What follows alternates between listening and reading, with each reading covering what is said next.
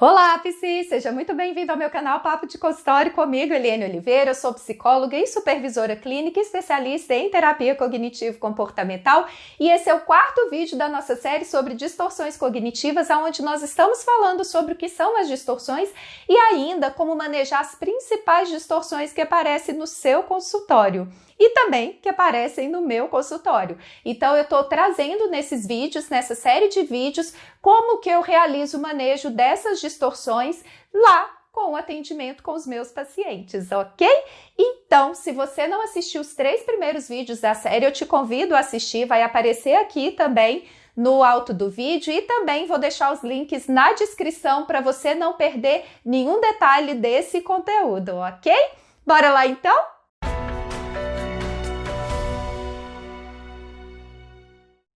Bom, então, hoje eu vou falar sobre uma distorção cognitiva chamada personalização. A personalização é uma das distorções mais presentes quando a gente está falando de transtorno depressivo, ok? O que seria então essa distorção cognitiva? Seria puxar para si então uma culpa excessiva sobre os eventos. A pessoa que está dentro de um quadro depressivo, ela tende então a acreditar que alguns eventos são de responsabilidade dela ou, na realidade, a maioria dos eventos são de responsabilidade dela. Então, nesse caso, o que acontece? Mesmo coisas que têm outros fatores de acontecer, a pessoa tende então a puxar essa responsabilidade para si. A emoção base desse tipo, de distorção cognitiva é a culpa. Então, nesse caso, geralmente a pessoa imputa sobre si mesma uma culpa excessiva de situações no cotidiano que se elencam a diversos fatores. Uma, das formas, então, que a gente tem de trabalhar e que é uma forma muito efetiva é a gente trabalhar o gráfico de participação. Claro que nesse caso, gente, a personalização não vai acontecer exclusivamente, nos transtornos depressivos, mas ela ocorre com bastante frequência. Além disso, a gente pode usar também o gráfico de participação, independente se a pessoa também tenha uma distorção cognitiva. Então, o bacana dessa ferramenta, é que você pode utilizar ela para a distorção cognitiva de personalização, mas você também pode utilizar ela em alguma situação onde o seu paciente esteja se sentindo culpado ou responsável, sem considerar, então, outros elementos que estão acontecendo aí no cotidiano dele, ok? Um exemplo clássico e que eu acho, que é a angústia da maioria aí dos terapeutas que já estão há algum tempo ou que estão iniciando hoje, aí no atendimento clínico é ter um consultório vazio.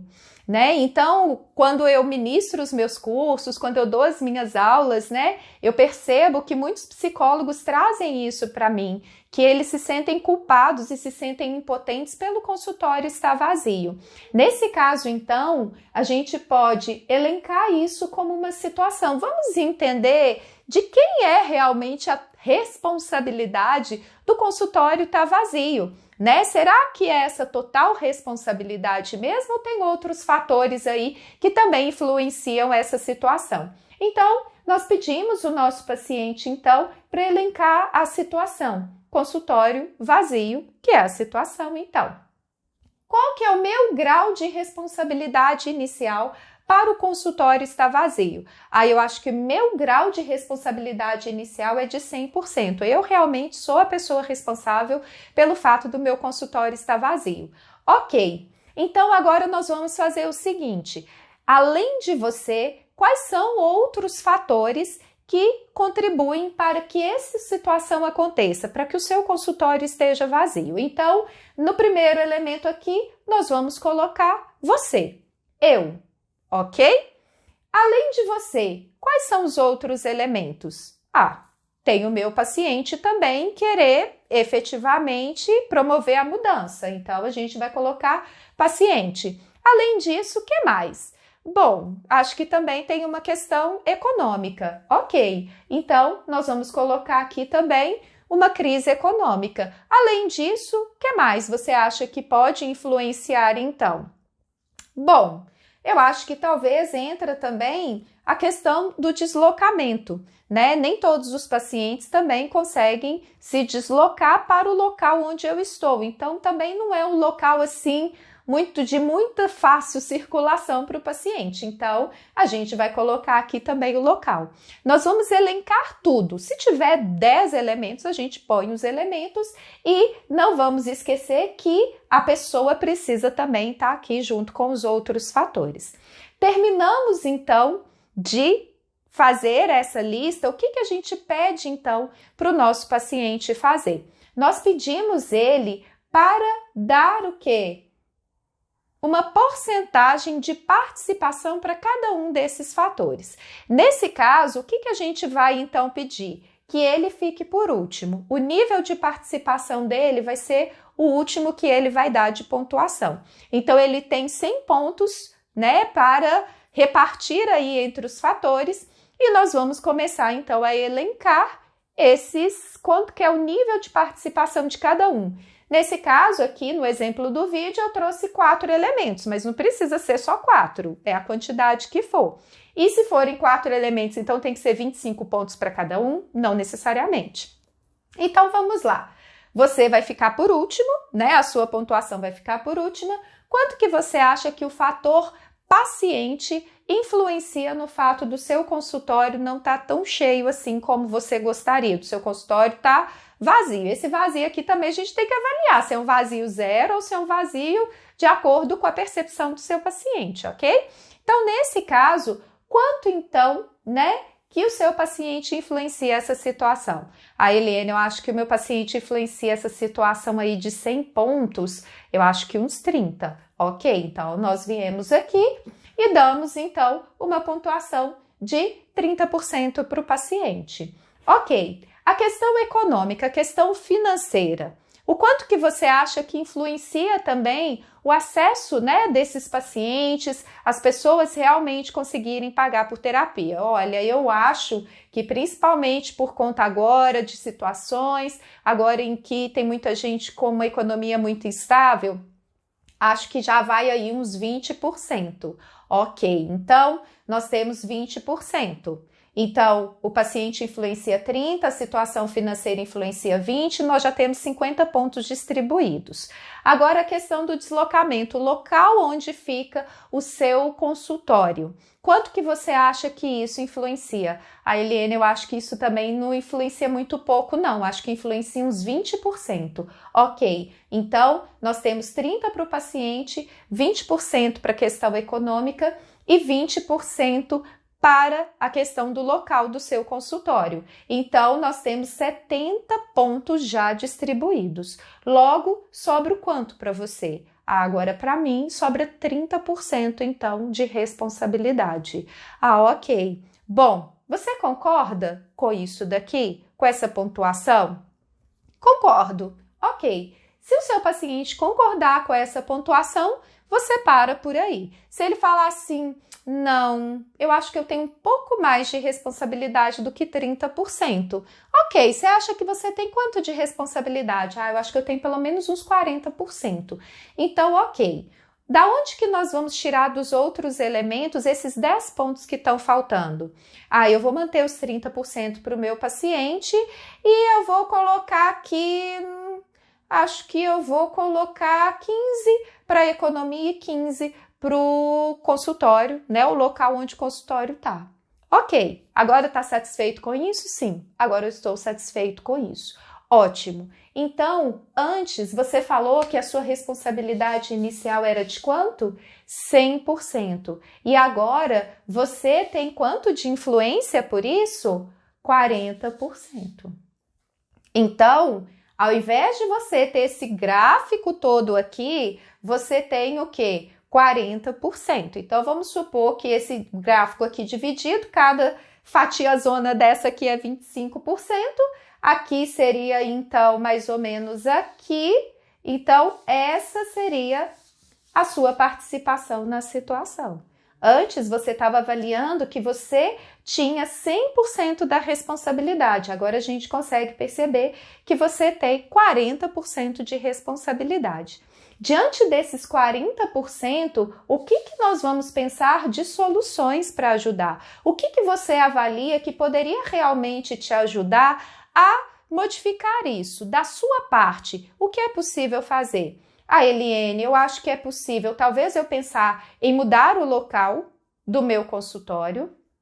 Eu também posso investir um pouco mais em divulgação. Eu posso também avaliar o valor da minha sessão, às vezes para ajudar, talvez nesse momento vale a pena investir numa questão de um valor social. Eu também posso ampliar aí os meus atendimentos online, visto que tem esse problema do deslocamento, então eu posso pensar em algumas estratégias, além de investir nos estudos, em coisas que eu posso fazer também para me sentir mais segura enquanto profissional. Ótimo! Então, depois que a gente faz essa análise, a gente pede para o nosso paciente, a gente pensa junto com ele coisas que ele pode fazer desses 40% aqui. E a partir disso, a gente cria ao final uma resposta alternativa. Então, diante da situação do seu consultório vazio, você acreditar que o meu consultório está vazio porque eu não sou uma boa profissional, a partir de tudo isso que a gente construiu, o que você pode pensar então a esse respeito?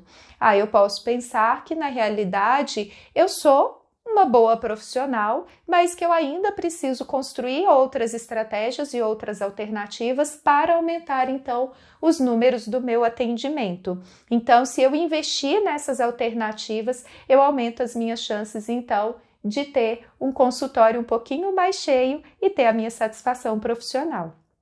Então, a gente sai de uma ideia total e a gente chega também numa resposta mais flexível e que vai ajudar o nosso paciente. Vamos trazer, então, uma questão voltada, por exemplo, para a parte mais, um pensamento mais depressivo, né? Então, uma situação seria, por exemplo, o divórcio dos pais. E aí o paciente, né, tem uma situação de que os pais se divorciaram quando ele ainda era criança. Quando ele tinha uns 4, 5 anos de idade, os pais do nosso paciente, né, divorciou. E esse paciente passa a acreditar que ele foi o responsável. Gente, dentro da depressão, o nível de culpa e o nível de personalização é tão disfuncional que quando a gente pergunta para o nosso paciente, olha, mas como que uma criança de 5 anos ou de 4 anos poderia ter responsabilidade sobre o divórcio dos pais? O paciente simplesmente responde assim, não sei, só sei que eu sinto que eu fui responsável. Ok? Então, nesse caso, a gente pode falar, olha, qual que é o seu grau de responsabilidade nisso? Como que você se sente? O quanto que você se sente responsável? Eu me sinto responsável 100%. Eu realmente acredito, não sei o que me leva a acreditar, mas eu realmente acredito que os meus pais se separaram por minha culpa. Eu já ouvi isso dentro do consultório, então, apesar de parecer meio fantasioso, isso existe, ok? Então, além de você, que você diz que tem um nível de responsabilidade, quais são os outros fatores, então, que influenciaram a separação dos seus pais? O que você sabe do casamento deles e que você pode trazer como fatores, então? Bom, então tenho eu, que eu acredito, tem também, né, a traição do meu pai, então meu pai traiu a minha mãe, tem também a minha mãe ter traído o meu pai, né? Tem uma questão, né, de uma crise financeira que eles vivenciavam, tem a questão da diferença entre eles, tem uma questão da interferência, então, da família também no relacionamento deles, o que criava ainda mais pressão sobre o relacionamento. Então, você vai o quê? Levantando com o seu paciente outros fatores. E aí você vai fazer dessa mesma maneira, né, que a gente fez no primeiro exemplo. Então, você vai se dar uma nota por último e quanto que você acha que esses outros fatores influenciaram? Quanto que você acha que a traição do seu pai influenciou no divórcio com a sua mãe? Nossa, eu acho que influenciou bastante, uns 40%. Quanto que você acha que a traição da sua mãe influenciou no divórcio? Também eu acho que uns 40%. Então, nós já temos 80 pontos. Para onde vai os outros 20%? Né? E aí a gente vai pensando junto com o nosso paciente. Ele pode zerar o nível de responsabilidade dele, o que seria, na realidade, o mais viável. Uma criança de 5 anos não tem esse poder realmente de provocar o divórcio dos pais, mas Se ela ainda quiser dar um nível de responsabilidade, possivelmente não vai ser mais 100%. Isso vai ajudar, então, o paciente a ver de uma maneira mais clara a própria situação e ver que ele não foi o fator decisivo nisso. Então, pode ser que o meu paciente, principalmente se ele ainda tiver com essa parte da culpa muito ativada, ele pode se dar aí uns 10, 15%. Mas de qualquer forma, gente, a gente já saiu dos 100% e já fomos para os 15%, 10, 15%. Já está excelente isso. A partir disso, a gente faz então a fatiazinha dele, então a gente pensando numa nova fatia de 15%, ficaria mais ou menos aqui. Então, essa seria a fatia dele, enquanto todo esse restante aqui representaria os outros fatores e, claro, como protagonistas, os próprios pais. Ok? E a partir disso, qual que é a resposta alternativa que você pode criar com o seu paciente? Então, pode partir do pressuposto de que, apesar de eu acreditar que realmente foi uma responsabilidade, que foi culpa minha, o divórcio, a separação dos meus pais quando eu era criança, na realidade, eles tinham demandas e tinham questões deles que eles não deram conta, né, de lidar, e isso foi um fator muito maior de responsabilidade da separação deles. E aí, dessa maneira, a gente constrói, então, essa resposta alternativa, cria um cartãozinho de enfrentamento, né, que é um cardzinho, que pode ser um post-it, que pode ser um lembrete no celular, que pode ser uma anotação, aonde o seu paciente quiser colocar isso, e essa resposta alternativa é para ele ler várias vezes com esse cartãozinho de enfrentamento para ajudar a fortalecer essas características. Então, tem alguns momentos que o nosso paciente tem sim um grau maior de responsabilidade numa situação, como no caso lá do exemplo da psicóloga, 40%, e tem outras situações que o nosso paciente não tem o menor nível de responsabilidade, principalmente de culpa sobre a situação. Mas se a gente não conseguir zerar, mas já tiver reduzido, fantástico isso, né? Você pode usar essa ferramenta posteriormente para ajudar o seu paciente a descolar desse nível de personalização que ele faz, né? De personificar, de fazer com que, né, esse elemento da culpa de fatores completamente externos recaia apenas sobre ele, ok? Então, espero que esse vídeo tenha contribuído, espero que essa ferramenta tenha sido útil e, para ajudar ainda mais, eu vou disponibilizar essa ferramenta que eu tenho ela toda montadinha no Word lá no meu canal do Telegram, ok? Então, se você ainda não participa do meu canal do Telegram, não perca essa oportunidade, vou deixar o link para você acessar aqui também na descrição do vídeo, e lá eu posto conteúdos exclusivos e, inclusive, compartilho as ferramentas que eu também ensino aqui no canal. Então, desejo muito sucesso para você e não deixe de curtir, comentar, compartilhar. E se você ainda não é inscrito, se inscreva aqui no canal. Um beijo e até o próximo vídeo. Tchauzinho!